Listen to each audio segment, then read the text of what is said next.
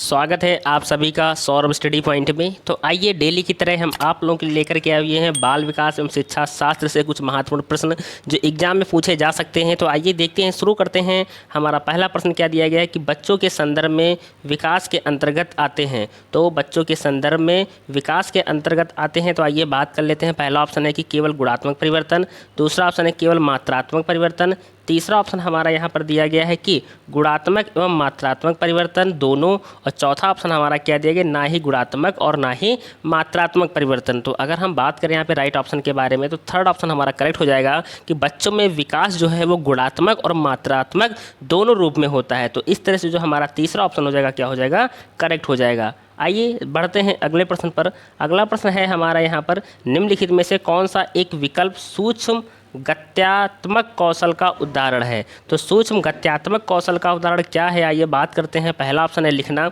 दूसरा ऑप्शन है कूदना, तीसरा ऑप्शन है दौड़ना, चौथा ऑप्शन है तैरना। अगर हम बात करें राइट ऑप्शन के बारे में, तो पहला ऑप्शन हमारा करेक्ट हो जाएगा। लिखना जो जवाब होगा हमारा क्या हो जाएगा, करेक्ट हो जाएगा। तो आइए इसी के साथ में हम देखते हैं फटाफट जो रिवीजन होने वाला है। आप लोगों का 20 अगस्त को एग्ज़ाम भी है, तो समय आपके पास बहुत ही कम है। और आज जैसा कि आप लोग पता है कि 17 तारीख हो चुकी है, 18 और 19 दोस्तों 2 दिन का आप लोग के पास समय है। आप लोग बहुत अच्छे से मेहनत करिएगा, जितना ज़्यादा हो सके आप लोग पढ़ाई पर ध्यान दीजिएगा। 2 दिन के समय में आप अच्छे से तैयार करके, अच्छे से रिवीजन करके और प्रीवियस क्वेश्चन का टेस्ट को सॉल्व करके आप लोग एग्जाम में बैठिए जा करके, जो एग्जाम में आपको बहुत हेल्प करने वाला है। तो आइए देखते हैं। हमारा अगला प्रश्न है कि बच्चों के विकास के संदर्भ में संवेदनशील चरण से क्या तात्पर्य है। तो बच्चों के विकास के संदर्भ में जो संवेदनशील से चरण से क्या तात्पर्य है, तो पहला ऑप्शन है किसी व्यक्ति में विशिष्ट क्षमताओं के उत्थान का इष्टतम चरण, दूसरा ऑप्शन है हमारा गर्भाधान से जन्म तक का विकासात्मक चरण, तीसरा ऑप्शन है कि शैशवावस्था से प्रारंभिक वयस्क अवस्था में पारगमन का विकासात्मक चरण, चौथा ऑप्शन हमारा यहाँ पर क्या दिया गया है कि किसी व्यक्ति में अंतःस्राव में हुए अचानक परिवर्तनों का विकासात्मक चरण। तो अगर हम बात कर लेते हैं राइट ऑप्शन के बारे में कि इसका करेक्ट ऑप्शन क्या हो जाएगा, तो हमारा जो पहला ऑप्शन दिया गया यहाँ पर हमारा राइट हो जाएगा कि बच्चों के विकास के संदर्भ में संवेदनशील चरण जो है से क्या तात्पर्य है, तो किसी व्यक्ति में विशिष्ट क्षमताओं के उत्थान का इष्टतम चरण जो जवाब होगा हमारा करेक्ट हो जाएगा। आइए बात करते हैं दोस्तों, इसी के साथ में हम अगले प्रश्न पर चलते हैं। अगला प्रश्न हमारा यहाँ पर दिया गया है कि समकक्षी समूह, क्या दिया गया है कि समकक्षी समूह के संदर्भ में क्या सही है। तो आइए बात करते हैं कि बच्चों के द्वितीयक सामाजिकरण में उनकी एक महत्वपूर्ण भूमिका होती है।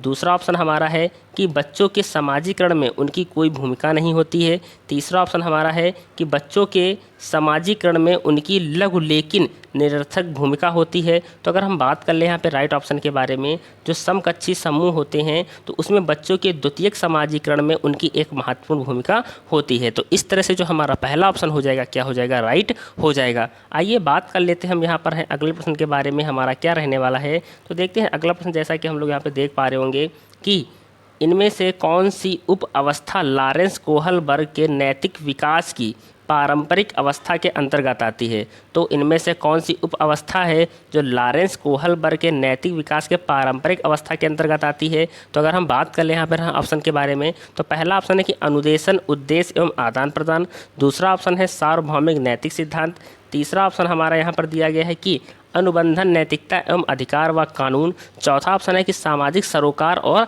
आत्मबोध। अगर हम बात कर ले राइट ऑप्शन के बारे में, तो थर्ड ऑप्शन जो होगा करेक्ट हो जाएगा।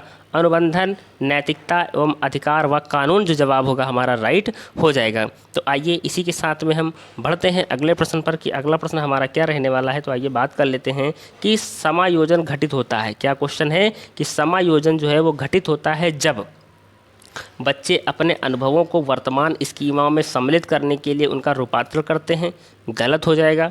दूसरा ऑप्शन हमारा क्या है यहाँ पर कि बच्चे अपने वर्तमान स्कीमाओं में परिवर्तन करके नए अनुभवों के अभिप्राय को समझते हैं। तो सेकेंड ऑप्शन जो होगा हमारा करेक्ट हो जाएगा। तो इसी तरह के जो प्रश्न हैं वो एग्जाम में आपको देखने को मिलेंगे। तो आइए दोस्तों इसी के साथ में हम बढ़ते हैं अगले प्रश्न पर कि अगला प्रश्न हमारा क्या है। अगला प्रश्न है कि एक 5 वर्षीय बच्चे को 16 फूलों के चित्र दिखाए जाते हैं। कितने? 16 फूलों के चित्र दिखाए जाते हैं, और जिनमें से 4 लाल और 12 नीले रंग के होते हैं। जब बच्चे से पूछा जाता है कि क्या नीले फूल अधिक हैं या लाल फूल अधिक हैं, तो बच्चा उत्तर देता है कि नीले फूल अधिक हैं। क्या कहता है कि नीले फूल जो हैं वो अधिक हैं। जीन पियाजे के अनुसार इसका अभिप्राय है कि बच्चा अभी दक्षता हासिल नहीं कर पाया है। तो कौन सी दक्षता हासिल नहीं कर पाया है? तो आइए बात कर लेते हैं हम यहाँ पर हैं जो हमारे ऑप्शन हैं, क्रमबद्धता की दक्षता, श्रेणीबद्ध या वर्गीकरण की दक्षता, सकर्मक अनुमान की दक्षता या प्रतिज्ञप्त चिंतन की दक्षता। तो अगर बात कर लेते हैं राइट ऑप्शन के बारे में तो सेकंड ऑप्शन करेक्ट हो जाएगा, श्रेणीबद्ध व वर्गीकरण की दक्षता को दोस्तों हासिल नहीं कर पाया है। तो इस तरह से जो हमारा सेकंड ऑप्शन हो जाएगा वो करेक्ट हो जाएगा। आइए देखते हैं हमारा अगला प्रश्न क्या रहने वाला है। तो बात कर लेते हैं अगले प्रश्न के बारे में हम यहाँ पर। अगला प्रश्न जैसा कि हम लोग देख पा रहे होंगे कि एक अध्यापिका शिक्षण अधिगम प्रक्रिया में विद्यार्थियों को सहपाठियों से अंतःक्रिया कराकर एवं सहारा देकर अध्यापन करती है। यह शिक्षण अधिगम की प्रक्रिया किस पर आधारित है? तो क्या क्वेश्चन में कह रहा था कि एक अध्यापिका है जो शिक्षण अधिगम प्रक्रिया में विद्यार्थियों को सहपाठियों से अंतःक्रिया कराकर एवं सहारा देकर अध्यापन करती है। यह शिक्षण अधिगम की प्रक्रिया किस पर आधारित है? तो यह किस पर आधारित है? तो आइए बात करते हैं हम यहाँ पर राइट ऑप्शन के बारे में। पहला है कि लॉरेंस कोहलबर्ग के नैतिक विकास सिद्धांत पर, दूसरा ऑप्शन है कि जीन पियाजे के संज्ञानात्मक विकास सिद्धांत पर, तीसरा ऑप्शन है हमारा यहाँ पर लेव वायगॉस्की के सामाजिक सांस्कृतिक सिद्धांत पर, चौथा ऑप्शन है कि हार्वर्ड गार्डनर के बहुआयामी बुद्धि सिद्धांत पर। अगर हम बात कर ले यहाँ पे राइट ऑप्शन के बारे में तो थर्ड ऑप्शन जो होगा हमारा इस तरह से करेक्ट हो जाएगा कि लेव वायगॉस्की के सामाजिक सांस्कृतिक सिद्धांत पर आधारित है। तो इसी तरह से जो हमारा राइट ऑप्शन हो जाएगा क्या हो जाएगा? थर्ड ऑप्शन हमारा करेक्ट रहने वाला है। आइए बढ़ते हैं इसी के साथ में हम अगले प्रश्न पर।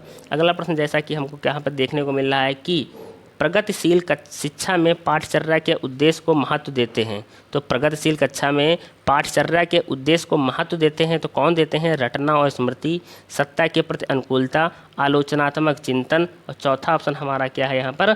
प्रत्यास्मरण और सतत अभ्यास ड्रिल। तो अगर हम बात कर लें यहाँ पे राइट ऑप्शन के बारे में तो थर्ड ऑप्शन हमारा करेक्ट हो जाएगा, आलोचनात्मक चिंतन जो जवाब होगा हमारा क्या हो जाएगा? करेक्ट हो जाएगा। तो इसी तरह के जो प्रश्न हैं एग्जाम में आपको देखने को मिलेंगे और 20 अगस्त को अगर आप लोगों का एग्जाम है तो आप लोगों के लिए क्लास बहुत ही महत्वपूर्ण रहने वाली है। वीडियो पे अंत तक बने रहें ताकि आप लोग महत्वपूर्ण से महत्वपूर्ण क्वेश्चन को आप लोग अच्छे से कर सकें। आइए देखते हैं हमारा अगला प्रश्न है कि हार्वर्ड गार्डनर के बहुबुद्धि सिद्धांत बहुत पूछा जाता है एग्जाम में कि हार्वर्ड गार्डनर का कौन सा सिद्धांत है? तो बहुबुद्धि का सिद्धांत है। के अनुसार इनमें से कौन सी बुद्धि जटिल आंतरिक भावनाओं को पहचानने और उनका प्रयोग करके अपने आचरण को दिशा देने की योग्यता से संबंधित है? तो आइए बात कर लेते हैं हम यहाँ पर राइट ऑप्शन के बारे में। तो चार ऑप्शन दिए गए हैं।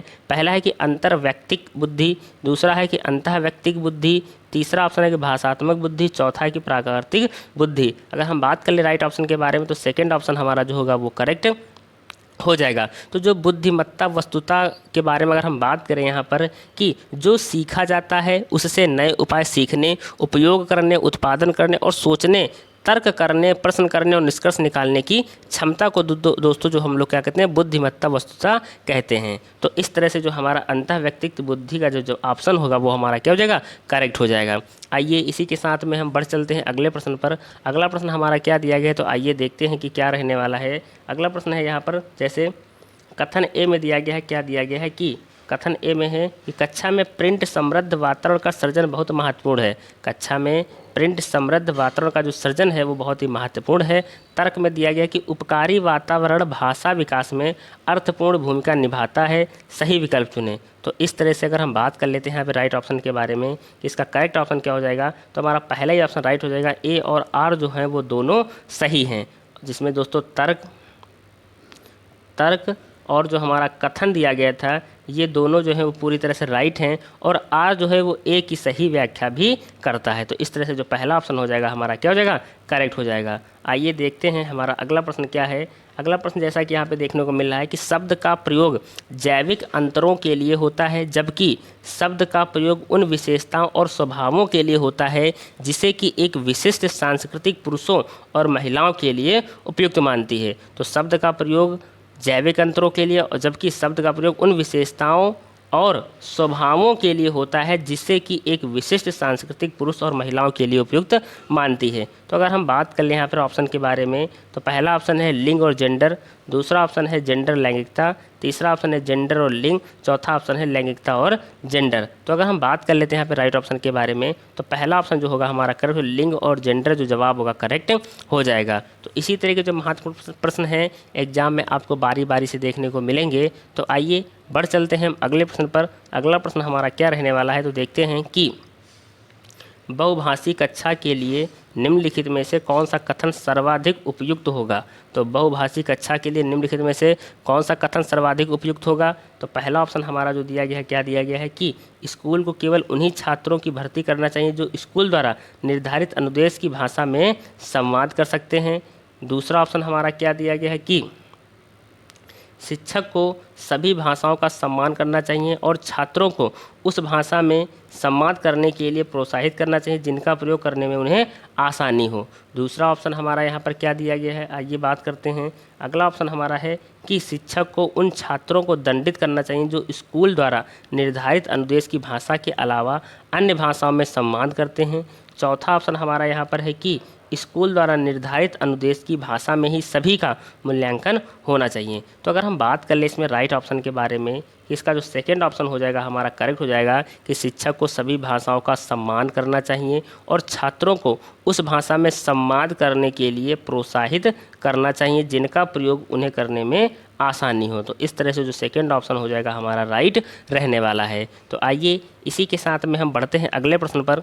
अगला प्रश्न हमारा जैसा कि यहाँ पे देखने को मिल रहा है कि निम्न में से कौन सा कथन मूल्यांकन हेतु मानकीकृत परीक्षणों के संदर्भ में सही है। तो कौन सा मूल्यांकन हेतु मानकीकृत परीक्षणों के संदर्भ में सही है, तो आइए बात कर लेते हैं। पहला ऑप्शन है कि यह छात्रों में अपसारी चिंतन का प्रोत्साहित करता है। क्या करता है, मानकीकृत परीक्षण के संदर्भ में सही है, तो यह छात्रों में अपसारी चिंतन को प्रोत्साहित करता है, तो गलत जवाब हो जाएगा।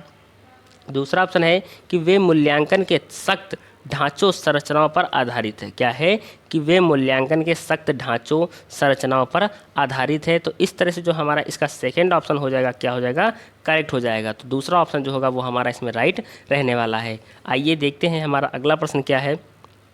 तो बात कर लेते हैं अगले प्रश्न के बारे में। हम यहाँ पर हैं कि निम्न में से कौन सी विधि अधिगम के आकलन हेतु उपयुक्त है। तो अधिगम के आकलन हेतु उपयुक्त कौन सी विधि है, तो आइए बात कर लेते हैं। पहला है कि सिर्फ साल के अंत में परीक्षाएं हो। दूसरा है कि बच्चों के संप्रत्यय बुद्धि का नियमित प्रलेखीकरण हो। तो अगर हम बात कर ले यहाँ पे हम राइट ऑप्शन के बारे में, तो हमारा सेकंड ऑप्शन ही करेक्ट हो जाएगा कि बच्चों की वैचारिक प्रक्रिया का नियमित दस्तावेजीकरण सीखने के आकलन के उद्देश्य के लिए उपयुक्त है।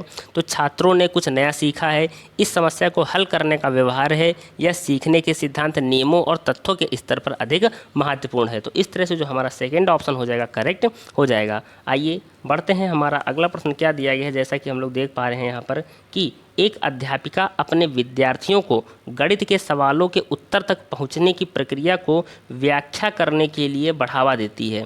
अधिगम की प्रक्रिया के संदर्भ में यह तकनीकी, आइए बात करते हैं ऑप्शन के बारे में। तो क्वेश्चन को एक बार हम फिर से आप लोगों को पढ़ के समझा रहे हैं कि एक अध्यापिका है जो अपने विद्यार्थियों को गणित के सवालों के उत्तर तक पहुंचने की प्रक्रिया को व्याख्या करने के लिए बढ़ावा देती हैं। अधिगम की प्रक्रिया के संदर्भ में यह तकनीकी अर्थहीन है। दूसरा ऑप्शन हमारा यहाँ पर है कि कभी कभार की इस्तेमाल की जानी चाहिए। तीसरा ऑप्शन है हमारा यहाँ पर अधिगम की गति को बाधित करेगी।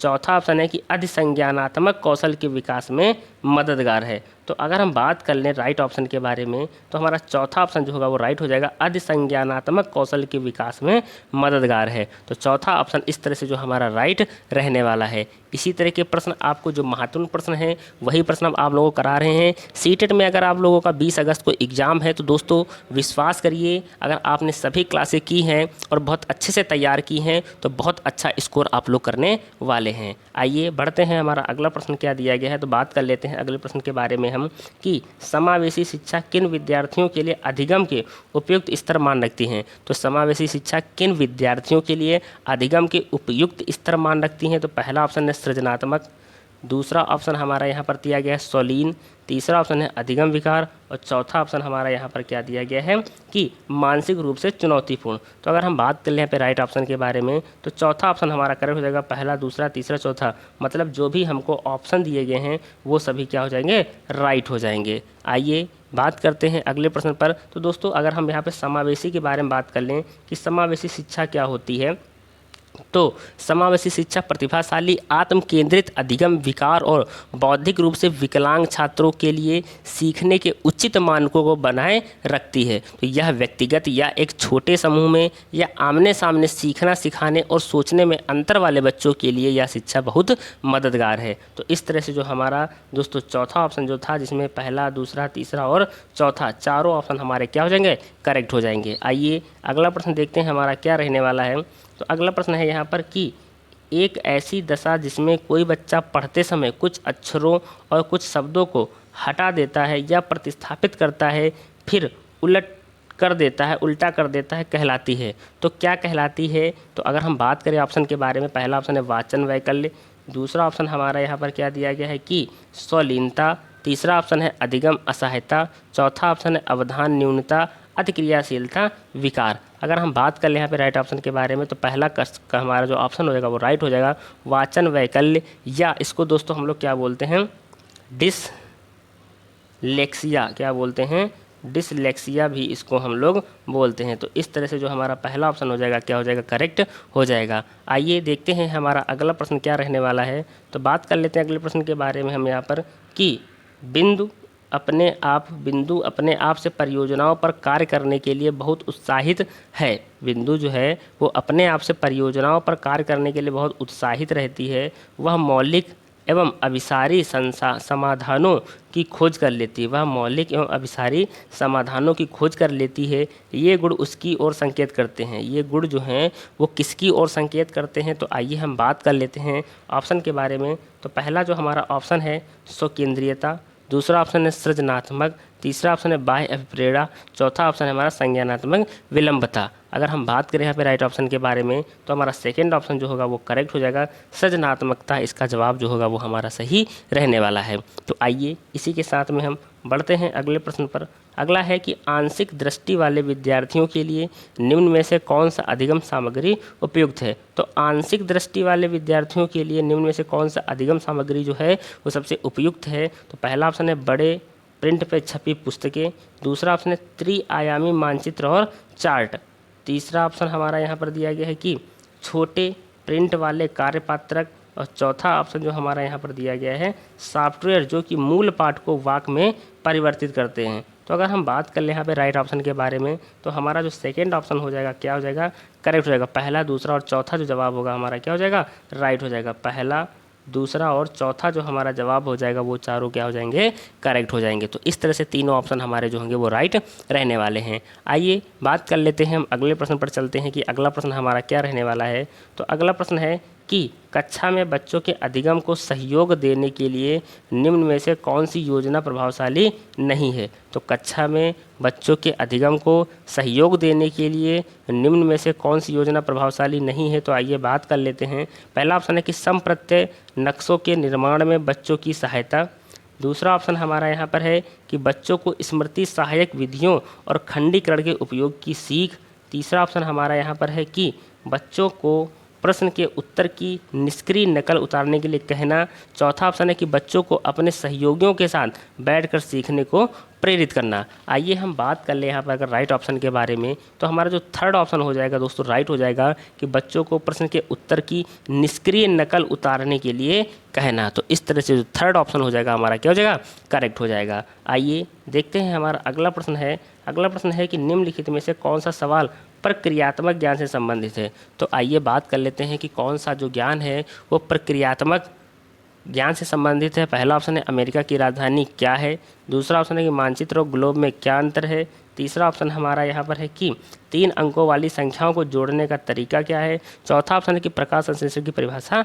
क्या है। तो अगर हम बात कर ले यहाँ पे राइट ऑप्शन के बारे में, तो थर्ड ऑप्शन करेक्ट हो जाएगा, 3 अंकों वाली संख्याओं को जोड़ने का तरीका क्या है। तो ये प्रक्रियात्मक हमारा जो जवाब होगा दोस्तों, इसमें क्या पूछा जा रहा था कि प्रक्रियात्मक ज्ञान, तो प्रक्रियात्मक ज्ञान क्या हो जाएगा, तो 3 अंकों वाली संख्याओं को जोड़ने का तरीका क्या है। तो इस तरह से थर्ड ऑप्शन हमारा राइट हो जाएगा। आइए देखते हैं हमारा अगला प्रश्न है कि राष्ट्रीय शिक्षा नीति 2020 बहुत ही इम्पॉर्टेंट प्रश्न है, शिक्षा नीति से रिलेटेड ज़रूर एक क्वेश्चन आपको एग्जाम में देखने को मिलेगा। तो राष्ट्रीय शिक्षा नीति 2020 प्रस्तावित करती है कि शिक्षा होनी चाहिए। तो शिक्षा कैसी होनी चाहिए, अगर हम बात कर लें यहाँ पे राइट ऑप्शन के बारे में, तो सेकेंड ऑप्शन हमारा करेक्ट हो जाएगा कि शिक्षा अन्वेषण प्रेरित, खोज उन्मुखी होनी चाहिए। कैसी? अन्वेषण प्रेरित और खोज उन्मुखी होनी चाहिए। तो इस तरह से इसका जो सेकेंड ऑप्शन हो जाएगा हमारा क्या हो जाएगा, करेक्ट रहने वाला है दोस्तों। आइए इसी के साथ में हम बढ़ते हैं अगले प्रश्न पर। अगला प्रश्न हमारा क्या दिया गया है, तो आइए देखते हैं कि अगला है कि निम्न में से कौन सा कथन सार्थक अधिगम की श्रेष्ठ परिभाषा देता है। तो सार्थक अधिगम की श्रेष्ठ परिभाषा देता है कौन सा कथन, बात करते हैं। पहला ऑप्शन है हमारा अधिगम पाठ्य पुस्तकों में दिए गए तथ्यों को याद करने तक सीमित है। दूसरा ऑप्शन हमारा है कि अधिगम एक प्रक्रिया, सक्रिय प्रक्रिया है जो बच्चों द्वारा विद्यालय के बाहर ली गई जानकारी को सम्मिलित करता है। अगर हम बात कर ले इसमें राइट ऑप्शन के बारे में दोस्तों, इसका राइट ऑप्शन जो हो जाए हमारा सेकंड ऑप्शन ही करेक्ट हो जाएगा।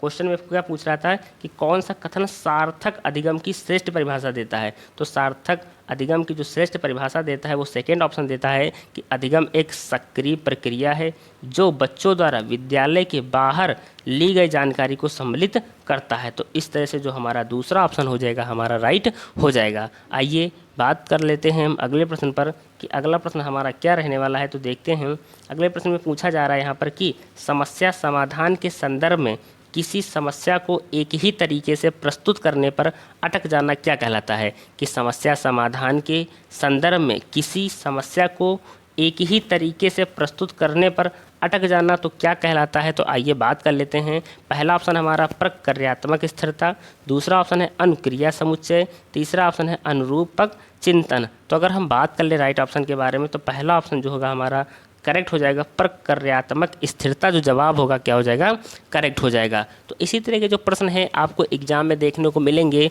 और 20 अगस्त को आप लोग अगर अच्छा स्कोर करना चाहते हैं तो अभी भी आप लोग के पास दो दिन का समय है। आप लोग मेहनत से अच्छे से तैयार कर लीजिएगा अपने सिलेबस को, प्रीवियस ईयर के जो क्वेश्चन है उनको सॉल्व कर लीजिएगा। तो दोस्तों आप लोग बहुत अच्छा स्कोर कर पाएंगे। आइए देखते हैं अगला प्रश्न है हमारा यहाँ पर कि एक कक्षा में विद्यार्थी छोटे छोटे समूहों में एक नियत कार्य पर लगे हुए हैं। छोटे छोटे समूहों में एक नियत कार्य पर लगे हुए हैं और प्रत्येक समूह का एक सहायक है। किस उपागम का कक्षा में उपयोग हो रहा है। तो किस उपागम का कक्षा में उपयोग होता है, आइए बात कर लेते हैं। पहला ऑप्शन है व्यवहारवादी, दूसरा ऑप्शन है संरचनावादी, तीसरा ऑप्शन है मनोविश्लेषणवादी, चौथा ऑप्शन है प्रतिपादक। तो अगर हम बात कर ले राइट ऑप्शन के बारे में, तो संरचनावादी जो जवाब होगा हमारा क्या हो जाएगा, करेक्ट हो जाएगा। तो इसी तरह के प्रश्न हैं जो एग्जाम में आपको देखने को मिलेंगे। आइए इसी के साथ में हम देखते हैं हमारा अगला प्रश्न है।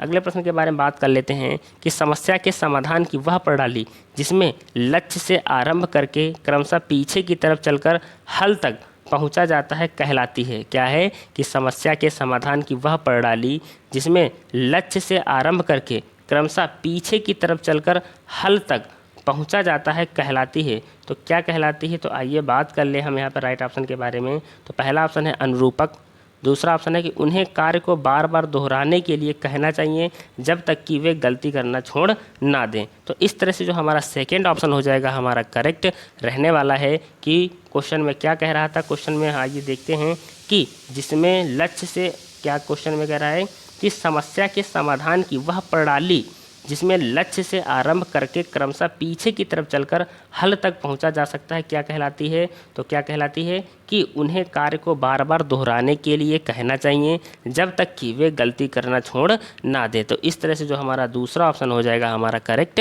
हो जाएगा। आइए बात कर लेते हैं हम अगले प्रश्न पर कि अगला प्रश्न हमारा है कि जब बच्चे गलतियाँ करते हैं तो पहला ऑप्शन है उन्हें कक्षा में महत्व नहीं देना चाहिए, दूसरा ऑप्शन हमारा है कि उन्हें कक्षा के एक अलग खंड में बैठाना चाहिए, तीसरा ऑप्शन हमारा है यहाँ पर कि उन्हें कक्षा के एक अलग खंड में बैठाना चाहिए, चौथा ऑप्शन है कि शिक्षक को बच्चे की सोचने समझने की प्रक्रिया को समझने के लिए उसके साथ चर्चा करनी चाहिए। अगर हम बात कर लें यहाँ पे राइट ऑप्शन के बारे में, तो चौथा ही ऑप्शन हमारा करेक्ट हो जाएगा कि जब बच्चे गलती करते हैं तो शिक्षक को बच्चों की सोच को समझने और समझने के लिए, समझने और समझाने के लिए बच्चे के साथ चर्चा करनी चाहिए। तो इस तरह से जो हमारा चौथा ऑप्शन हो जाएगा, क्या हो जाएगा, करेक्ट हो जाएगा। आइए बढ़ते हैं हम अगले प्रश्न पर कि अगला प्रश्न हमारा क्या है कि एक शिक्षक अपने छात्र को सीखने के लिए आंतरिक रूप से प्रेरित बने रहने के लिए कैसे प्रोत्साहित कर सकता है। कि एक शिक्षक अपने छात्र को सीखने के लिए आंतरिक रूप से प्रेरित बने रहने के लिए कैसे प्रोत्साहित कर सकता है। तो आइए बात कर लेते हैं कि कैसे प्रोत्साहित कर सकता है। तो पहला ऑप्शन हमारा यहाँ पर क्या दिया गया है कि दुश्चिंता और भय पैदा करके। हमारा अगला जो ऑप्शन यहाँ पर है कि प्रतिस्पर्धा परीक्षण द्वारा। तीसरा ऑप्शन है कि व्यक्तिगत नैपुण लक्ष्यों को निर्धारित करने पर उनका सहयोग देकर। चौथा ऑप्शन है कि वास्तविक इनाम जैसे ट्रॉफी देकर। तो अगर हम बात करें राइट ऑप्शन के बारे में, तो थर्ड ऑप्शन जो होगा हमारा करेक्ट हो जाएगा कि व्यक्तिगत नैपुण लक्ष्यों को निर्धारित करने में उनका सहयोग देकर। तो इसी तरह के जो प्रश्न है वो एग्जाम में आपको देखने को मिलेंगे। तो आप लोगों को ये वीडियो कैसा लगा, आप लोग हमें कमेंट बॉक्स में कमेंट करके बता सकते हैं। और 2 दिन का आप लोगों के पास समय बचा हुआ है। जैसा कि आपको पता है कि 20 अगस्त को एग्ज़ाम होना है, तो आप लोग 2 दिन में अच्छे से अच्छा दोस्तों कंटेंट तैयार कर लीजिएगा जो एग्ज़ाम में आपको बहुत हेल्प करे। तो आइए इसी के साथ में दोस्तों समाप्त करते हैं। और अगर चैनल पे अभी तक नए हैं तो चैनल को सब्सक्राइब करना ना भूलें। धन्यवाद।